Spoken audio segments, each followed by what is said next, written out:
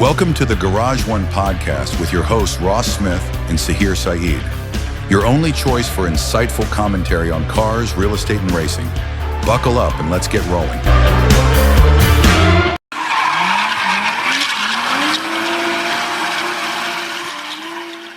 Hey, gearheads and race fans.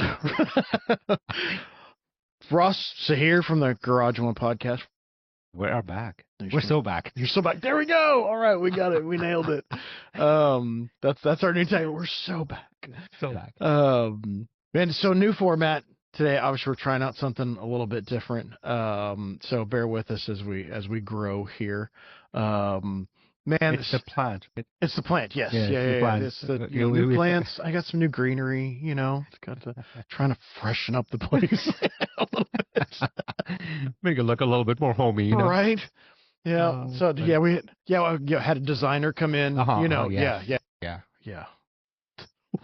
No, we didn't. So much going on in the world of cars. There's always so much happening every week. There's always something crazy going on. What the key? I mean, and I know everybody we started playing violin music because everyone is so sad. Moment of silence. We're gonna have a moment of silence for the Kia Soul because the Kia Soul is officially dead, hamsters and all. I don't know if they buried the hamsters with the car. Hey, those ads were iconic, though. They were some. Iconic is a good word. Earworm is another. Yeah. I can hear that that ear piercing thing in my head absolutely constantly. So it's dead. It's gone. No more Kia Soul. Here's the thing with the Kia Soul. It's one of those cars when you see it on the road, you're like, did you really walk into a dealership and say, I want that? Somebody somewhere said, you know what? I have to have that. I want this. And God forbid it was based on the commercials. Like, I mean, even worse, right? Like, well, I mean, the concept has always been there, right? Scion with their Scion with the XB, X something. XB, I think. It was XB, yeah. X for box. Yeah, right. XB for box, right? Honda had the Element. Honda had the Element, and they all came around the same kind of like 5 or 6 years, right? Yeah, I think these guys came after. This Did was they? like yeah. I think the what is it? The Element and the XB. The Element were first, XB Elements, those were first. Yeah. And then the Soul came after. Because the XBs actually sold pretty well. I mean, I remember seeing tons of them. Yes, certainly. Which I was shocked. Sold really well, and the Elements sold really well. I think those came in all-wheel drive. Yeah. So a lot of people, because it was kind of like a van.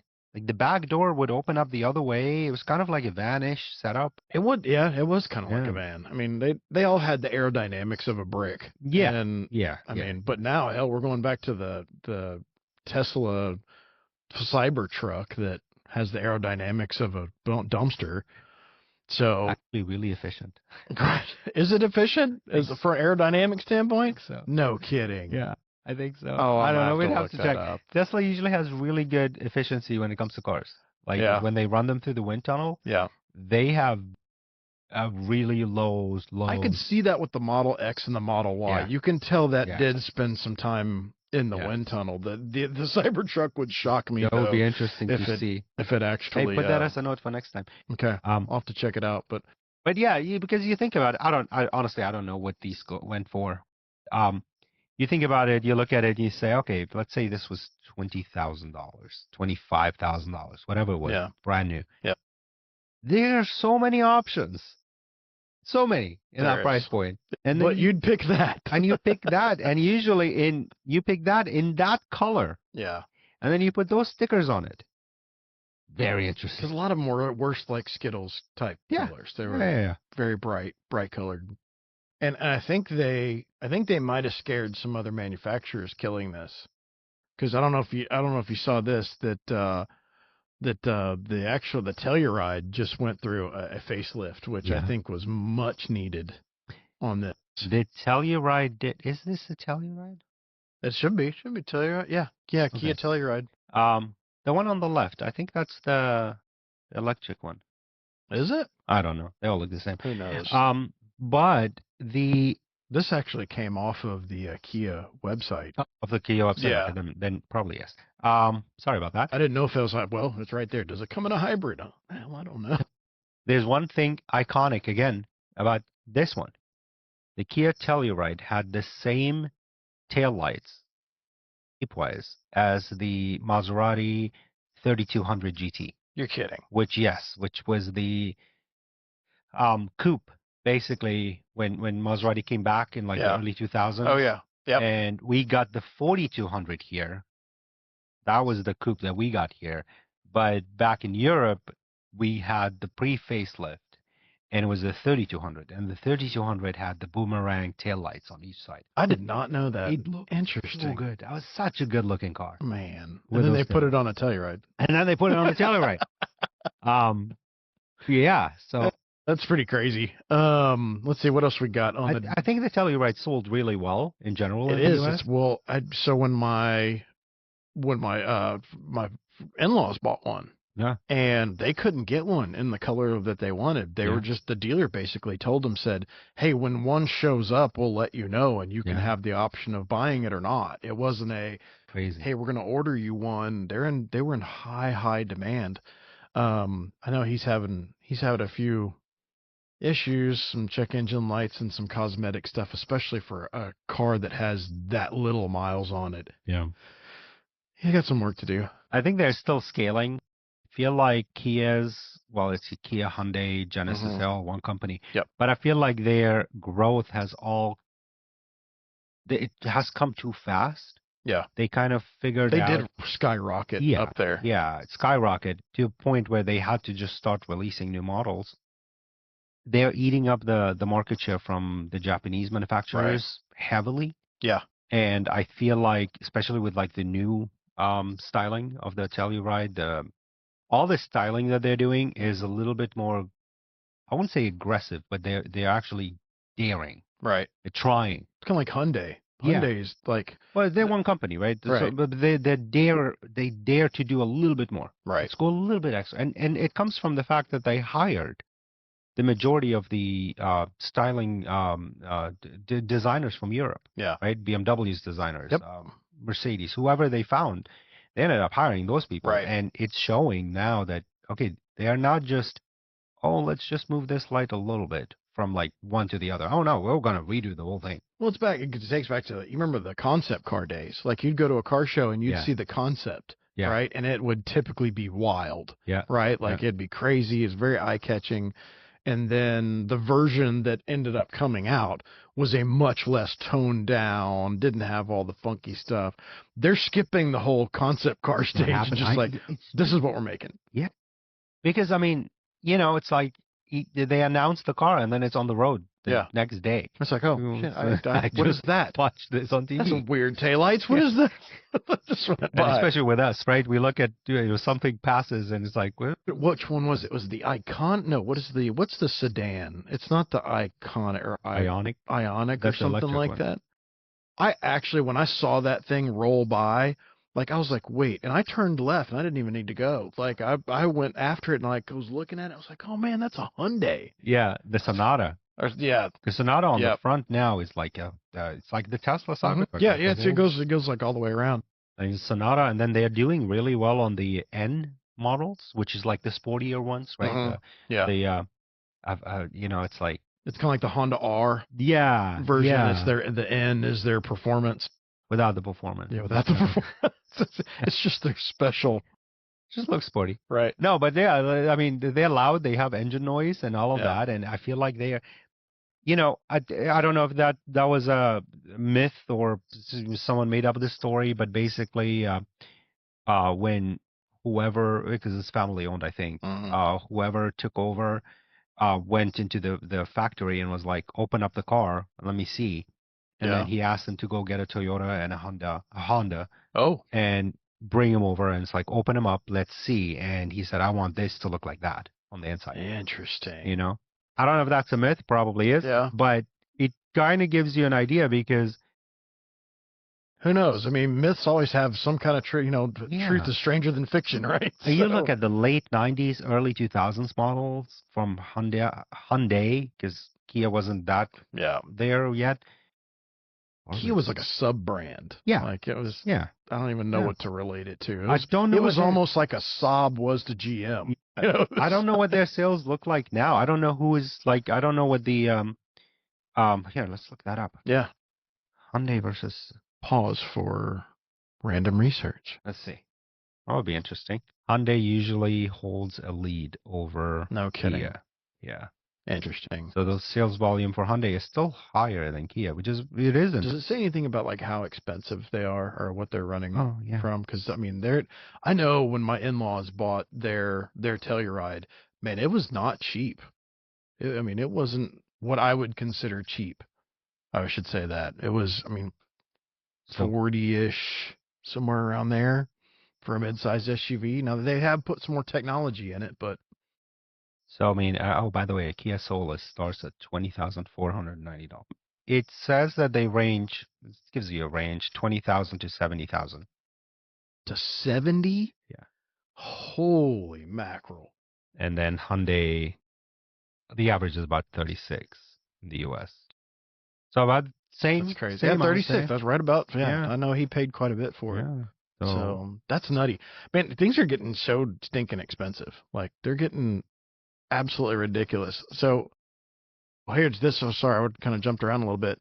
We were talking about the SUVs getting super popular, but the death of the sedan, like for the most part, there's maybe like 4 manufacturers right now that are possibly making sedans. I want to say the Europeans are all making sedans, right? That's like kind of one of their things. So if you take the Europeans out, probably yes. But because Ford completely, they'd have nothing, right? Except for the Mustang. I mean, that's the only car that they have. I mean, if you go strictly four-door, Ford doesn't. Chevrolet got rid of all theirs except for Cadillac. The GM Cadillac still has that line. And then Chrysler obviously doesn't. Yeah. Anymore. Yeah. I mean, are they making any cars besides the Ram trucks? Yeah.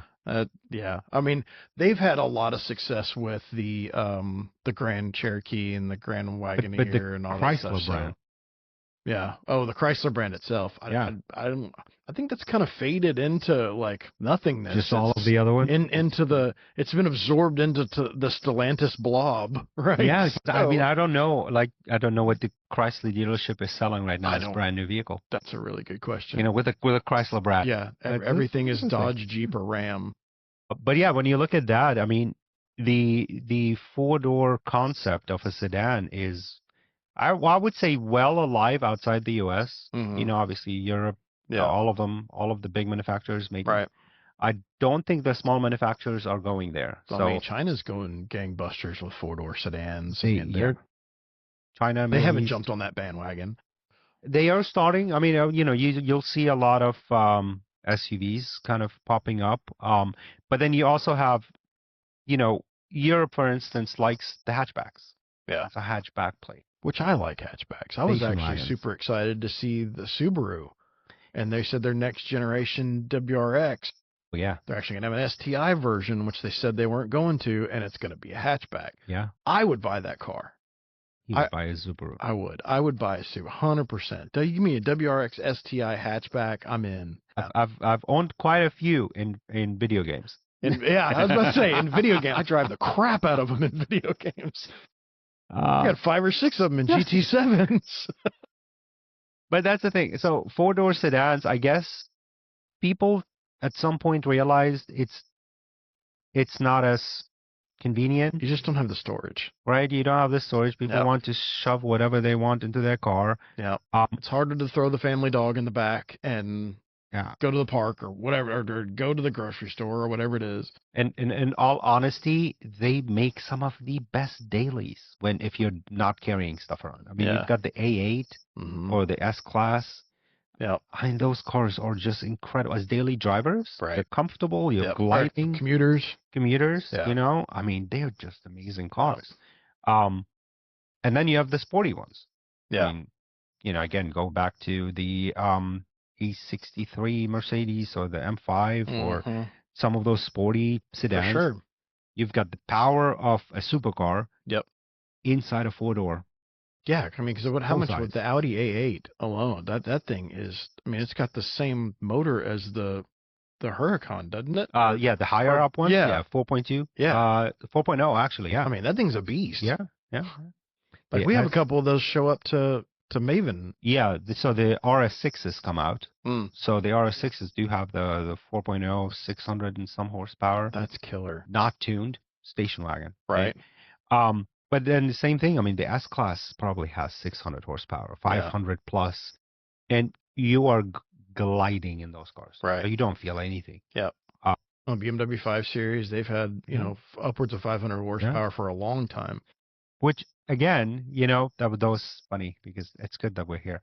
There was a conversation. All these high-powered daily drivers. Air quotes. I did air quotes if you're just listening. Daily drivers. And it was Doug DeMuro, and he said, well, the M5, for instance, when it had the 10-cylinder in it, everyone talks how terrible the reliability is on a car. Right. Terrible. Mm. But then if it's kind of famous for it at this point. It is famous. Yeah. It sounds amazing though. But that vehicle, if it didn't have 4 doors, people would have probably not talked about how terrible the reliability is. It's people know that it's terrible because it had 4 doors and it was. I see where you're going with that. Okay. Yeah, so people call it a daily, but because they had some issues with it, they don't really think about the fact that it's just a really nice sports car with 2 extra doors. Correct. Installed on Correct. it. Yes, that because makes a lot of sense. You'll rarely hear, if people have the same issues. Well, yeah, you'd be like, oh, it's a supercar. It's going to have some issues. McLaren people, for instance. But because it's... Right? Yeah, I got you. Yeah. So if McLaren people had a 4-door and it had the issues of a 570S, maybe we'll never hear the end of it. It would be known. It would be all over the place. But because it's not a daily, it's like, oh, it's in the shop, and you're just like, okay. Because the expectation of a daily is to be problem-free nowadays, which I don't know how we got to that point thinking. I mean, I bet you, Honda and Toyota has spoiled a lot of us for just expecting it to not have a single issue. But I mean, man, nowadays it seems like, and I don't have anything to back this up, but everything has its issues, right? Correct. There's nothing out there that's just absolutely bulletproof. And I think a lot of the technology that's been worked into that plays a big factor. Cars aren't as simple. There used to be a button, and the button would do something in the back, and it's well mechanical. Now you got that what we're talking about, the haptic control. Yeah. That's like you don't even know if you've actually hit the button or not. You're just touching a piece of plastic. And that's why I like the Ineos. Hoping it like all buttons. Oh, dude, I love that. I love that truck, man. It's all aircraft style switches, and it's got a good click to it. But that's the thing. It's like we have so much tech in these cars now, and I know you're familiar with it. We have been in software development stages before with companies. For sure. These companies now are on such a tight time frame. It's release and then we'll fix it. Yep. Release and then we'll fix. That's why you have the first year of any car on the market. Oh yeah. Don't buy it. That's what bugs me about Apple products nowadays, because if Steve Jobs was still alive, we wouldn't be having half the problems that we do now with those things. Like, they fixed it before it came out. It is cheaper to fix it after. And that's the thing. Yeah. Because it's kind of like, oh, let's let them try it out and see what's actually wrong with it. Right. And then the bug fixes start coming. See, but in my mind too, though, is that's one of the reasons they sold so well, is because they had a reputation of being bulletproof. Yeah. So are you going to go ahead and release it to get it out there and do it on the cheaper side, or do you keep your reputation and maintain the sales based off of that? I think when it comes to Apple, they still have... How we got off on phones. It's okay. They still have the upper hand. Yeah, right? Because for sure. Even if they scale back on that part of making sure it's bulletproof, they're doing more than most. Yeah. The others are forced to go faster a lot of times. I mean, I don't know how fast some of these companies are releasing stuff. Right. That is just quick. Every year you've got a new product. And that's another thing too, is like I feel like these manufacturers feel like they have to put out a new product all the time. Mm-hmm. And like the last couple of iPhones are almost indistinguishable from there's no crazy new features. There's no massive jump in camera technology. The new one is orange. We introduced pastels. Like, you should come buy our phone. It may fade into pink at some point. But that's the thing. Yeah, they're kind of forced because people don't have enough patience and they want the newest thing. Right. And waiting 2 years for it's like GTA 6. Let's talk about that. Yeah. Right? Yeah. I mean, talk about draining people's patience because those guys are. Right. You know, and that's the thing. It's like people are getting frustrated. Yeah. Because GTA 6 is always getting delayed. Yep. Those guys are really trying to make sure that it's a solid game from A to Z, and people are hating it. Because they know they're going to get destroyed on social media if it's not, you know. I mean, yeah, imagine that game gets released. They're going to be like, you took how long? Hey, we can bring this back to cars, the LFA. Yeah. It took how many years for them to take that car out? Yep. Because whatever perfectionist things they were doing, and I get it, what they're doing, but in the long run, you got the LFA and you're like, well, that's cool. Yeah. I mean, that's what we like it, but people thought when they first came out. Now they're just like sought after. But when they first 100%. came out, they were sitting on lots. Well, I was excited when the one showed up to Gulf Coast. Yes, that was this weekend. Man, that's a gorgeous car too. I like the real deep red. That was nice. Yeah. So it took them, GTA 6 took them forever to do, release it. And it's still not released. Yeah. And then they spent up $2 billion. With a B? With a B. Billion? Billion. The cost to make that game is up billion. Oh yeah, you better recoup that, or you're going to be in some. And that's the thing. Mad investors, right? If you look, so GTA 5 was released in 2013. God, was it really? Right? Holy 13 years ago. Yeah, that's a long time. That is a long time. By the time the new one gets released, it's 13 years. Jeez. So I mean, again, and yes, it has to do with cars because we drive cars in GTA. Right. Oh yeah. No, actually, we fly cars off of buildings and drive them into prostitutes and all kinds of other stuff in GTA. So it's 100% car related. It's car related. And they even have a truck in there. They do have a truck and a motorcycle. And a motorcycle. And you can fly off the motorcycle and just. Yep. But yeah, no, that's funny. It's We'll see. We'll see what happens. All right, what do we got next? Oh, speaking of SUVs, and talk about expensive vehicles like the SUV, the Escalade. I think now is, I mean, the upper one's 180,000 or something like that, fully equipped. That's with the V package and all that. Like, it is ridiculously expensive. Guys, it's still a Chevrolet underneath there. Like, it's still a 6.2 liter. I mean, it's supercharged, but and don't get me wrong, there's a guy that has one of these that lives down the street from my sister, and it sounds amazing when that thing starts up. It's like one of those like you have to look back type deals, and it's just I don't know how far we can take this. Right? Like the SUVs have dominated so much through Porsche, Lamborghini. Everybody has an SUV now. I mean, what do you think? I mean, first of all, I mean, you look at the pricing structure. Any solid SUV starts around 70.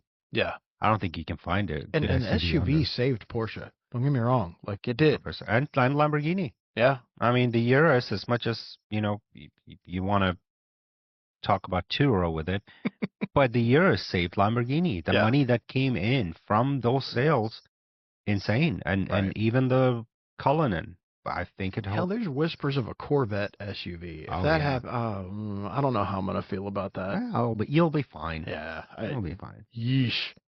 But I think it's gotten out of hand, though. I mean, it's gotten, especially the pricing, has gotten absolutely nuts. Yes. Pricing, I mean, I think these start at 100 now. Yep. The Cadillacs. Yeah. The Escalades. The Escalades. Any small SUVs, I mean, the nice ones, you're going to look at about 55, 60. Yeah. A small one. Right. It's like the X3 or whatever Mercedes option is their GLC. I mean, but at one point we had a fully optioned Suburban, $30,000. I don't know what. How did we get here? I don't know how long that some point was. Like, holy mackerel! No, but yeah, it's true. Like yeah, you remember Cadillacs being, I don't know, 50, yeah, 60, 70. Yeah. That was a black. You paid that much for it. Right. And now, I mean, Range Rovers are 200 for the equipped ones. And it just keeps going. Isn't the Sport even more expensive than the LR? No. Well, because they don't have the LR series anymore. Yes. Yeah. It's just like the Sport is the smaller one, and then full size, and then right. They both have more like the autobiography. Yeah, the autobiography edition. That's right. Because I know when I was working for Land Rover, the Range Rover Sport was like the most expensive one there. When it came out, that was I remember driving one, 2006. It was a supercharged. I'm getting old. Yep, it was a supercharged. You're getting old. Yeah. A supercharged Sport in Germany. 510 horsepower. Oof. And I was just newly licensed. Oh, nice. That was fun. I bet. That was fun to just rip it on these roads. Because the 500 horsepower SUV was not anywhere near the norm. No. Like that was like extreme. Like, holy crap, that's a lot of power. Yeah. So, but yeah, so I feel like, our demand for SUVs is causing this. Yeah. And our demand for nicer things, basically. True. You always want the nicer thing. You have that escalation factor. Right? To make you buy the next one, it's got to be nicer. Mm-hmm. And you got to have more gimmicks and gadgets and the screens now going all the way above you. There's screens everywhere. You look in your ashtray and there's a screen. Like, well, we don't have ashtrays anymore. Again, I'm showing my age here. Holy mackerel. But then you look at the Chinese car market, for instance, and their SUVs, if you watch videos, they're nice SUVs. Mm-hmm. And then it's like, it's $25,000. Yep. That's what the value is. Yeah. Same stuff. It has the same stuff in it. They're just not charging as much. Yeah. Yeah. It's $25,000. Right. I'm like, I think there's a market for that. Sure. There's a market where people want to drive a big car with features and stuff, and people buy stuff off Temu. They are going to be okay with it not lasting 25 years. Yeah. But they want the product. They want the new product. Yeah. Right? That came up yesterday too, in the conversation we had, where it's like, well, our cars don't last long. Yeah, they're not engineered to last anymore. Like there's so much of the planned obsolescence that's going on a lot of products, which really, back in the day, you made a product, you were very proud of it. Mm-hmm. You had pride in your product, and hey, I'm going to make the best product that I can. Now somehow our attitude is, hey, I'm going to make this so that I'll get your brand loyalty, and then you'll get you into the next one when we make this one obsolete. Apple. Yeah. Oh, you know what I mean? Like they just stop supporting it. Like, oh, that's Apple's trick. They just stop supporting it altogether. And there's a lot of companies that, you have a lot of cars where they stop supporting. They stop making parts for them. Yep. They're just not worth it. Yeah. And, it was always a bad thing when they had the, like Chevy making the same car in Cadillac and whatever. Oh, yeah. Right? Same platform. Yeah. But that gives you more parts too. Sure. So it keeps those cars running a little bit longer. Yeah, but if it's not a popular model, good luck finding parts for a Pontiac Aztek. Yeah. Because I think they made like 5 of those. They were all in Breaking Bad. Right. All of them. Right. All 5 of them. Didn't they wreck 2 of them in Breaking Bad? So there's only 3 left, y'all. Sorry. But that's the thing. It was brought up yesterday to find me an early 2000s Malibu on the streets. Yeah. Yep. See there? Not going to happen because the transmission went out at 100,000 miles, or like they just Yeah, there's a whole lot of problems with that one. The Nissan, speaking of SUVs, Nissan Pathfinder, I think it's like 60,000 miles. Yep. And that transmission went somewhere else. Yep. I mean, Dodge Ram. And the Dodge trucks, I don't know what it is about Chrysler transmissions, but 100,000 miles, you can pretty much guarantee you're going to be replacing it. And then you look at that too, a lot of these transmissions are from a bin from a different company. Mm-hmm. And that company needs to make more money than just the initial one. Right. So they want this stuff to break. What's odd too, though, is like, so take my truck, for example. It's a 10-speed automatic. Yeah. Well, that's the exact same transmission that's in the Ford half-ton trucks. But for some reason, they're having more problems in the Ford truck than they are the GM one. They're the same transmission. Yeah. They literally come off the same line. So I don't understand that part, but yeah, it could be torque. It could be how it's connected. Could be a cable. It could be. I mean, everything is controlled by electronics. It could be, electronics related. Who knows? But anyway, they're not making them like they used to, and that's part of the problem too. Like the prices are going up and up and up. Yeah. But is our quality really going up? Like I thought it was funny, that video that we were watching earlier, that the guy was like, people are starting to push back on the technology. They don't want the haptic switches anymore. They want something that they can physically push up and down, because when it fails, you're screwed. You can't do anything for that matter. Yeah. And I mean, if you're driving, you don't want to go through 3 screens just to change the temperature. Yep. Yeah, it's the simple stuff. Are they getting better? I think are we getting more for our money? No. I don't think so. We're not. I agree. I mean, it's just we're getting newer stuff, more shiny stuff. I think we're getting stuff that's more refined. Yeah. But at the same time, it's happening so fast, and there's so many corners being cut. Right. Because if you look at, if you compare something right now to an older car, are the panel gaps tighter? Is it actually a better made car for that? Yes, for the most part, they're getting better at making them. But are they better cars? They're more complicated. They get a better gas mileage. They have more horsepower. Most of the things that we really want. But at the end of the day, try to repair them. Yeah, when they break down. Meant to be tossed. Yeah, basically. I mean, at the end of the day, you've got few cars that are not meant to be tossed. They don't want you to have the family car, the family station wagon that you kept for 28 years. They want you to buy a new car. And it's I think, you look at it, probably the leasing culture started that too. Yeah. That's a really good point. Right? Yeah. They knew the cars were going to come back in 3 years, so they didn't need to last longer. Yeah.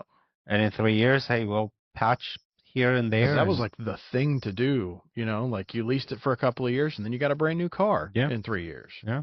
And I mean, to most folks, to be fair, that's pretty attractive to drive a new car every 3 years. Every 3 years, and I mean, Europe, for instance, you still have the 1980s cars on the road. Yep. Doing just fine. Yeah. The 90s, just fine. Early 2000s, just fine. Right. You drive around here and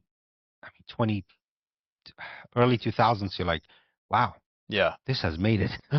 Unless you go to Cuba. Yeah. And then they take care. They have resurrected some. Hey, you know what? MacGyver was Cuban. I'm convinced MacGyver was. But they kind of, it's a Frankenstein model. Yeah. Right? I mean, that's what these other countries get you at that point to make these cars survive. It's like, oh, you stop making the water pumps? Okay. Ooh, put a water pump of a Corolla in it. I'll make my own somehow. Hell, nowadays you can probably 3D print an adapter. Seriously, yeah. Which is similar to a lot of the older Land Rovers that drive around, Range Rovers. Yep. They are LS swapped. Right. They don't have the... Oh, man.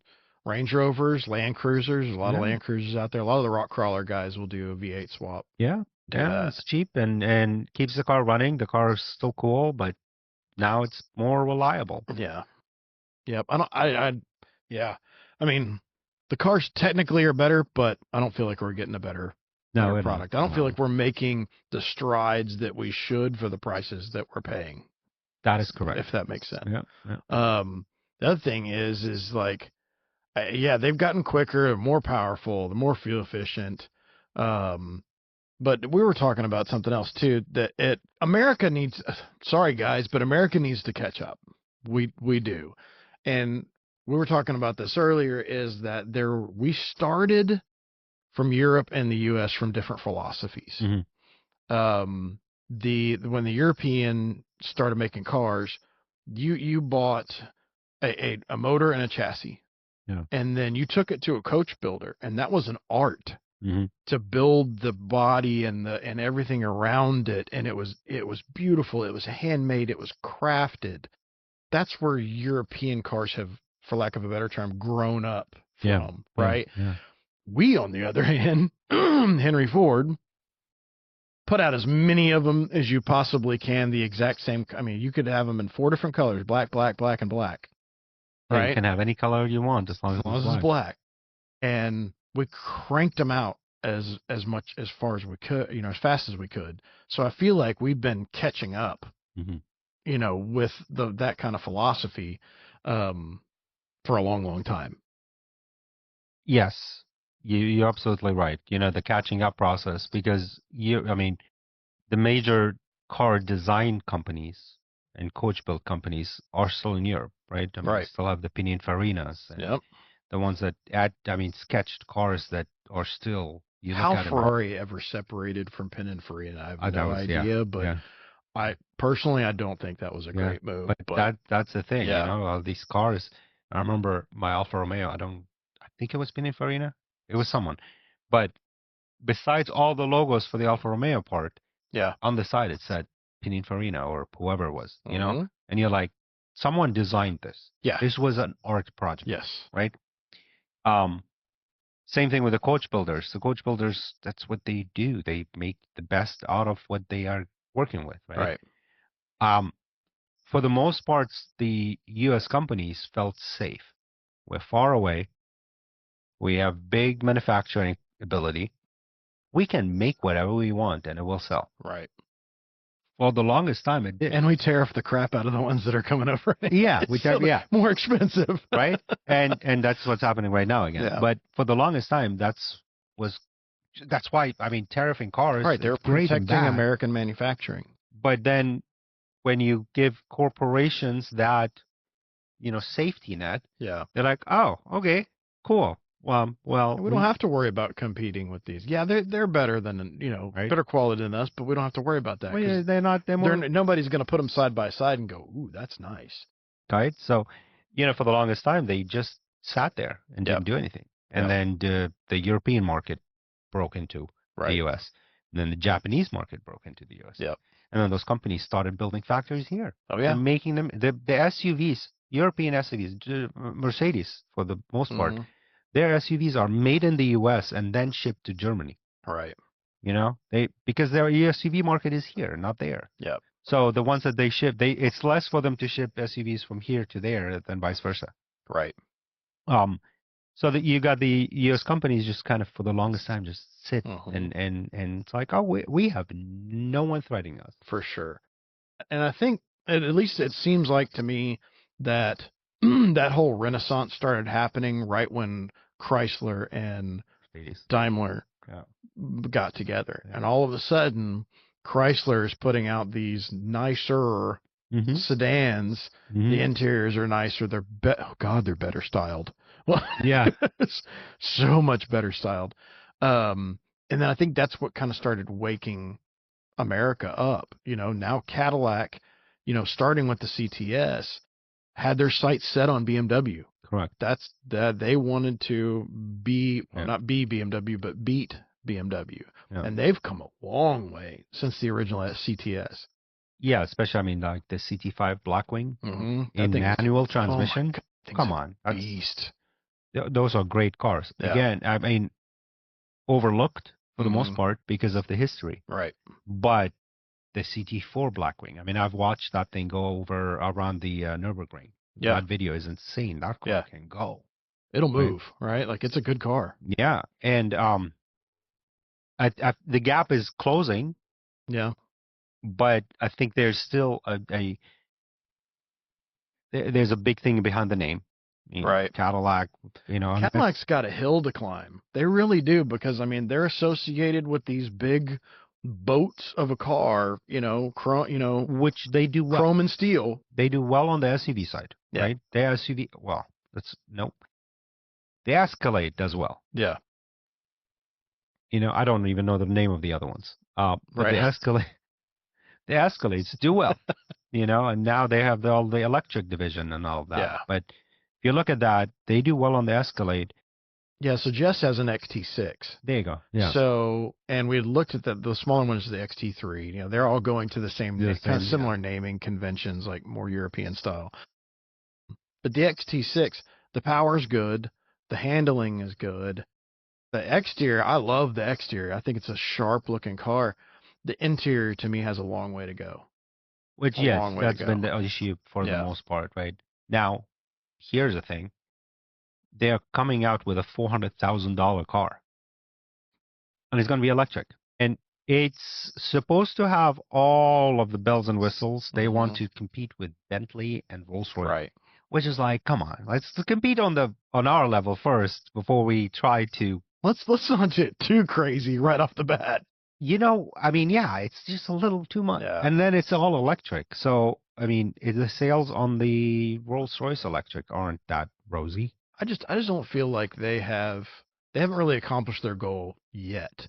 Are you getting there? Absolutely. Have more eyeballs gotten on these cars and gone, okay, I appreciate this, but they're certainly not to the level where they want to knock on the door of some of the most handmade and luxurious cars in the world. And they still have to look around, and see, hey, the Japanese cars are still, I mean, the top. Yep. Quality. What is it? Who's coming out with the Century line? It's Toyota. Toyota's coming out with the Century line, and they have firmly set their sights on the Bentleys and the Rolls Royces. And Toyota realized that Lexus is no longer Lexus. It's just the gap between Toyota and Lexus have come so small now that Lexus kind of just is blending in with the Toyotas. Yeah. So they needed to create another brand. Yep. Okay, this is our luxurious line now. Yep. But the Lexus name, they couldn't. It's like you kind of killed it at that point in development. On a world stage, I can see where. I mean, I love that they're going back to the old naming conventions because the Crown and the Century and all that stuff, historically, were luxury, Japanese cars. Yeah. But I don't know if it's time for that. Like, especially since you still have the Lexuses of the world that are that's their brand. But see, they stopped making the LS. Yeah. That was the whole thing. Yeah. I mean, they gained the market in 93, 94, whenever it was, with the LS. Right. And now the LS seemed like everybody had one of them. Yeah. I mean, that was a Mercedes competitor. It looked like a Mercedes. It was copy-paste of an S-Class. For sure. No more. Yep. Now, Lexus is shifting more into the SUVs. Yep. It's kind of, that's where, they've kind of shifted where everybody else is going into the SUV territory. So, they felt like, okay, we create another car and call it Lexus. And I'm not a fan of the styling of the SUVs. They're just. It's not just the SUVs, it's the car. I mean, it's just. They're just. It's a Toyota. Yeah. You see it and you're like. There's no excitement factor at all for me. What happened to Infinity with Nissan? I mean, it was just like, it's a Nissan. Yep. Slapping different logos on it. Exactly. What these guys need to be scared of, especially when it comes to the high-powered ones, is Genesis. Dude, they're not playing. Is Genesis. Holy mackerel. And Genesis teased it about a year or 2 years ago. Mm-hmm. And it was only for the Middle East. It was like 1,500 models limited. They were orange. Yeah. And that was like their M line, their BMW M. Right. Those things looked insane. Yeah. And that's who they need to watch first before trying to keep, trying to knock on BMW's door and Mercedes, especially with their, their sedans. Yeah, that's. Well, see, because the Genesis is in hypercar now. Yes, exactly. So they have Genesis hypercar. So they're coming. They're going. I mean, they're coming for it. I mean, I wouldn't be surprised if they would be buying an F1 team or something. Yeah. At some point. Could see it. See it coming at some point.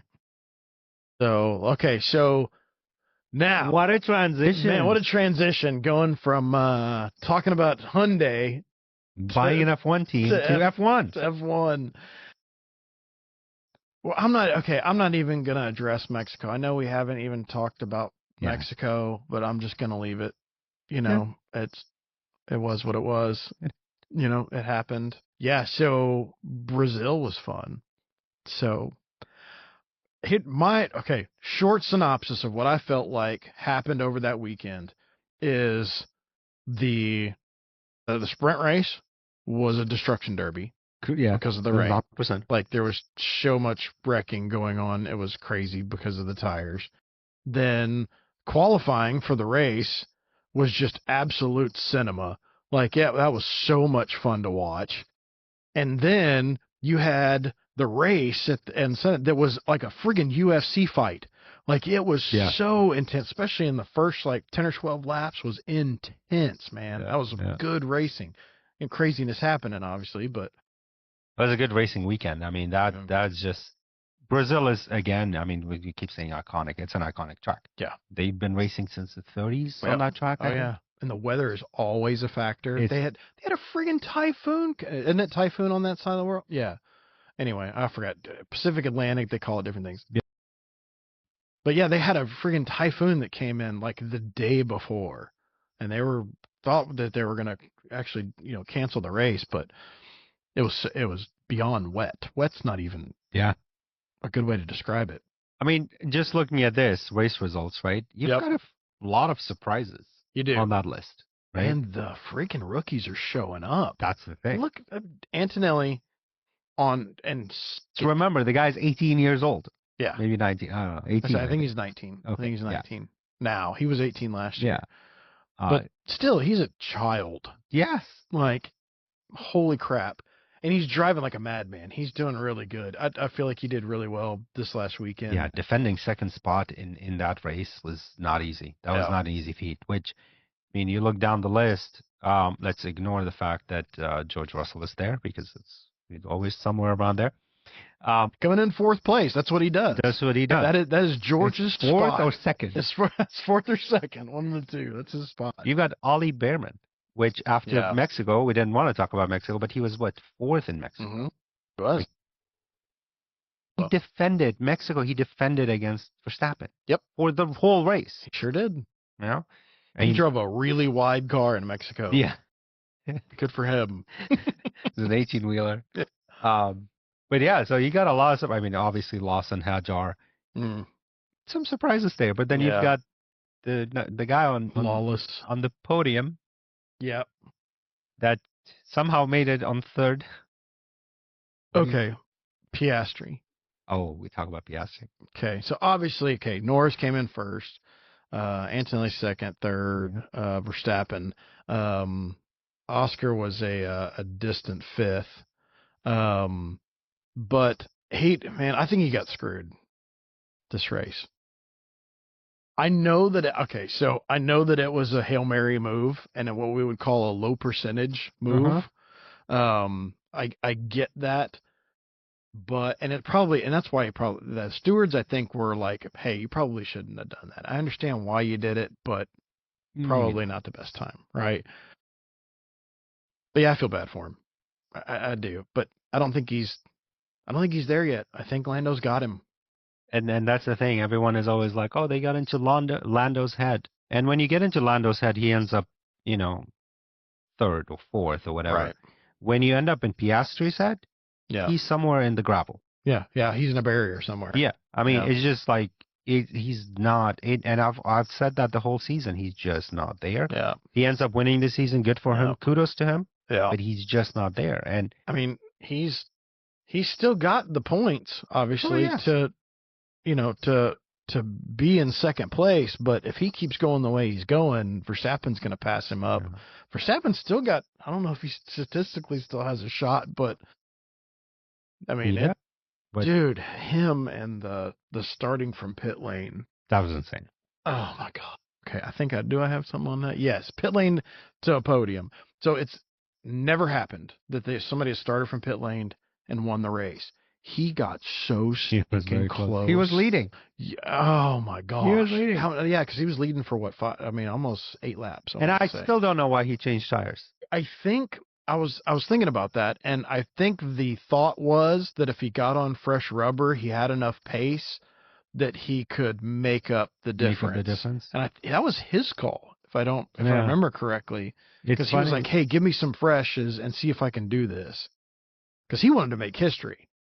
Like a 4-time world champion, he's like, let me do something. Let me get one more record in the books. And when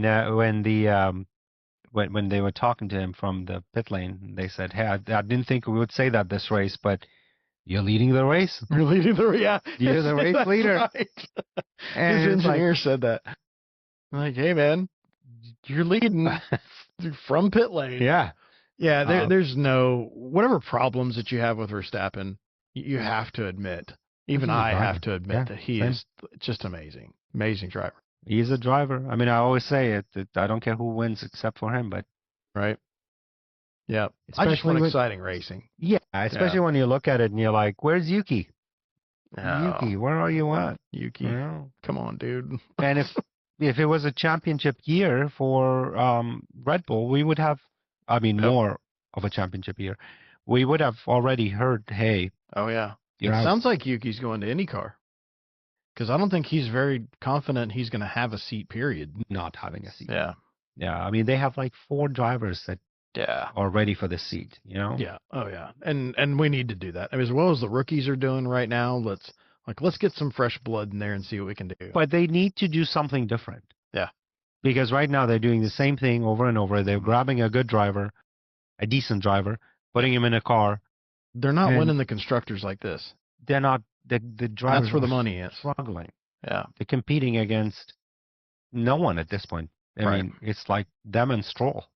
We haven't talked about Stroll in a while. There's probably a reason for that. Okay, so speaking of bad luck, Ferrari fans, double DNF, and not of their own doing. That's the thing. They just ran into some seriously.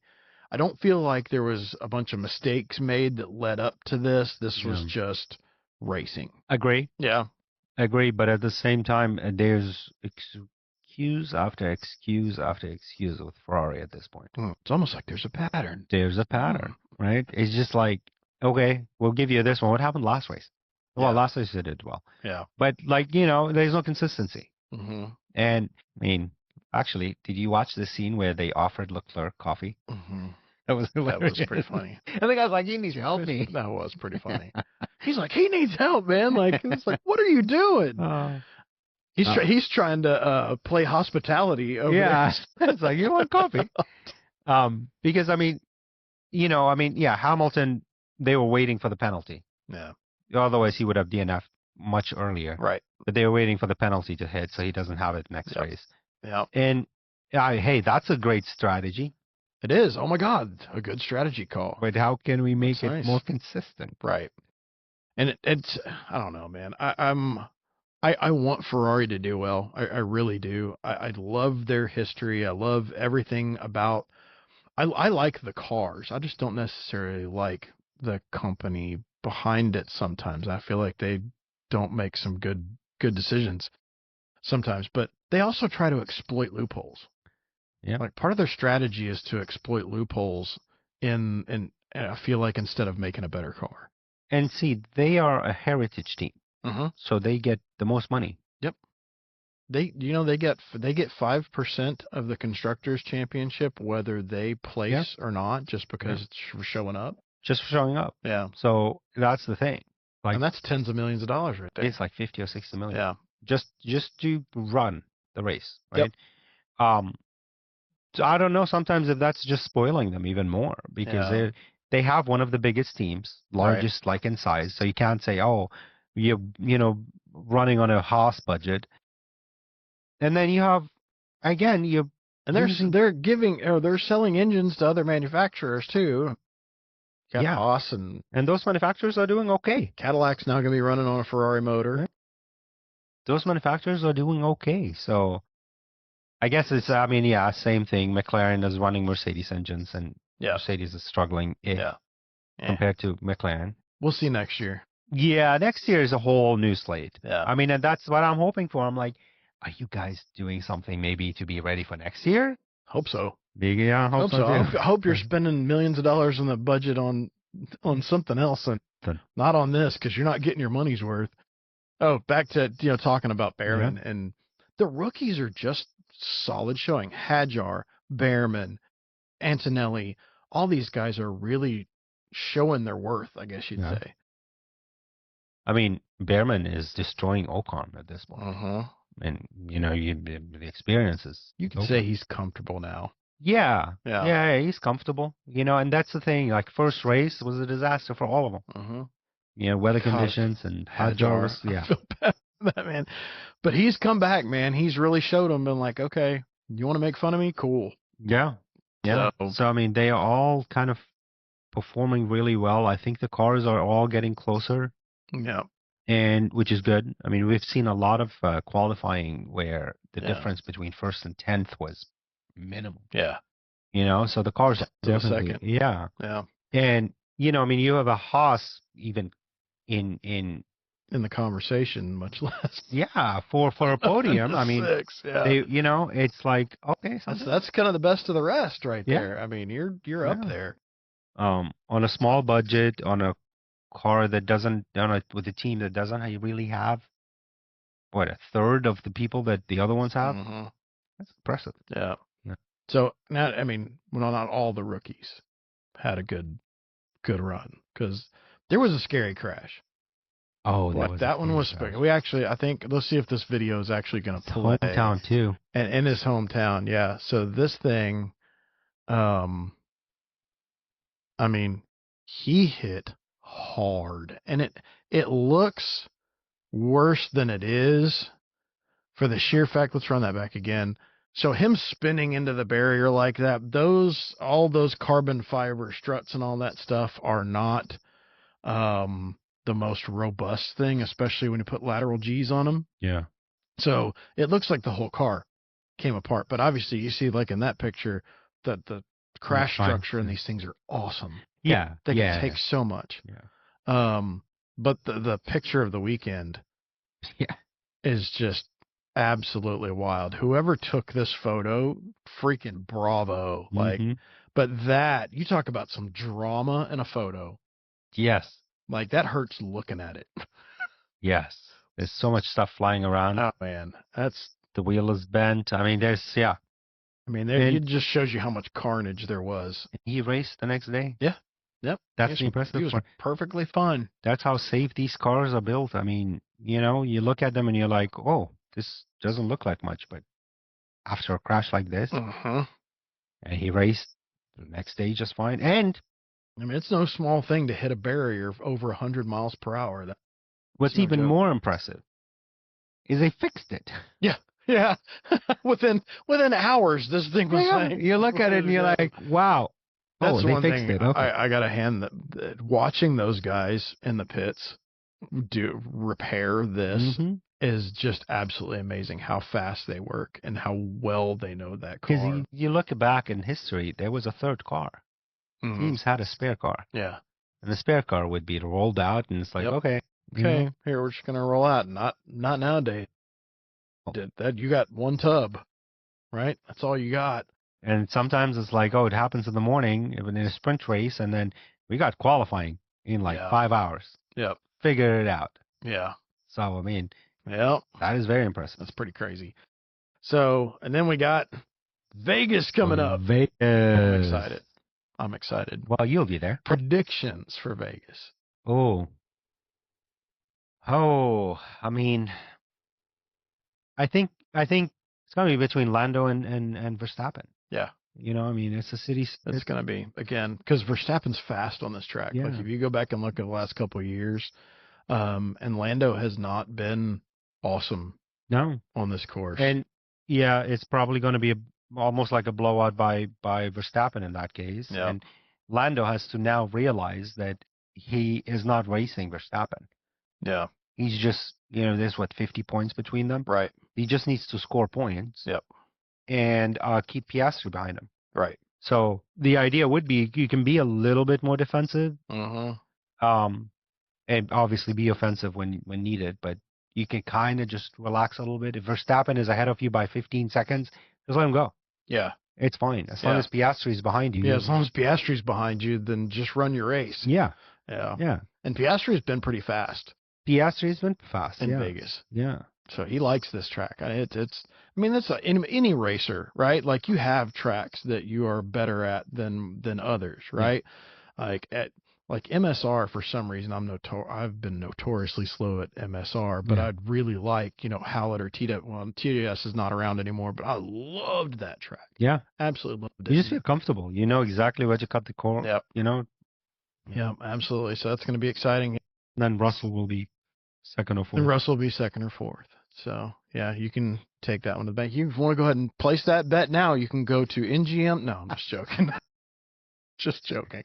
Hey, it's almost. Do we need a disclaimer that we